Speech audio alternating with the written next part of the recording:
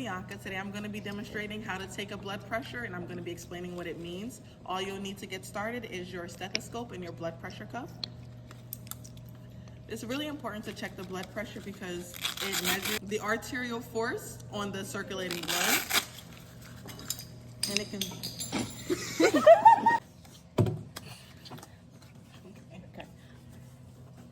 I'm just going to make sure that, that it's the right size cuff as well, because if the cuff is too small, it will give you a falsely high reading. If the cuff is too loose, it'll give you a falsely low reading. You want to make sure that they have a pulse before you get started, and you're going to find the brachial artery. You will squeeze the bulb to fully inflate the cuff. After you fully inflate the cuff, you want to turn the knob to the left to slowly deflate it. You want to slowly deflate to make sure you don't get any inaccurate readings. The first sound you hear as you're deflating will be the systolic. At the point where that sound ends is the diastolic. When checking the blood pressure, you also want to check the rate and the rhythm of the pulses that you are hearing.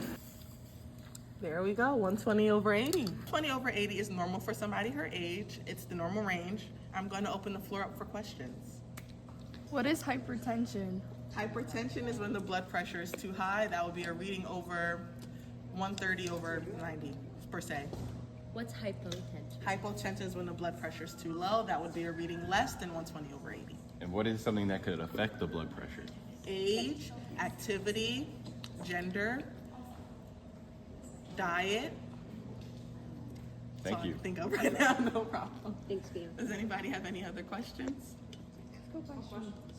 Hypertension can lead to chronic kidney disease, heart attacks, heart disease, strokes, things like that. But you can get falsely high readings, which can indicate hypertension, although you may not have it due to stress and emotions and pain.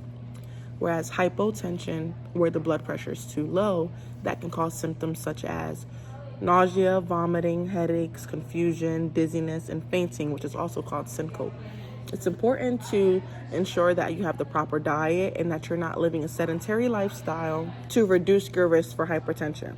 As we get older, things don't work as well as they used to, and with that, your arteries become less elastic, which increases the force that the blood is projecting onto the arteries. All right, that wraps up my demonstrative speech on blood pressure. I hope it was very informative for you guys, and